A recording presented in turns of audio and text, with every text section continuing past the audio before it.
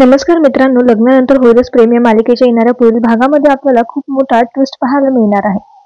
मित्रांनो, आता आपल्याला पाहायला मिळतंय की आता एक नवीन प्रोमो समोर आलाय आणि या प्रोमो मध्ये दिसतंय की आता पार्थ आणि काव्या दोन्हीही वडाची पूजा करण्यासाठी जे आहे ते आता बाहेर आलेले असतात.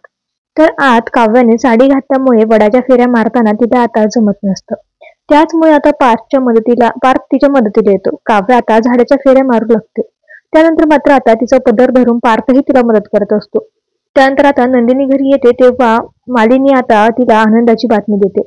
मालिनी म्हणते की तुला माहित आहे का, जीवा शुद्धीवर आलाय आणि आल्यानंतर त्यांनी सर्वप्रथम तुलाच विचारलं. तर आता नंदिनीला खूप आनंद होतो आणि नंदिनी म्हणते की मी आताच त्यांना जाऊन भेटून येते.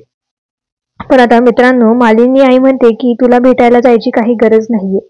तर आता मालिनीचं बोलणं ऐकून आता नंदिनीला खूप वाईट वाटतं. तिला धक्काच बसतो. तर मित्रांनो, आता मालिका अतिशय रंजक वळणावर आलेली आहे आणि आता या ठिकाणी जीवा देखील शुद्धीवर आलाय. तर दुसरीकडे पार्थ आणि काव्यामध्ये आता प्रेम निर्माण होतंय.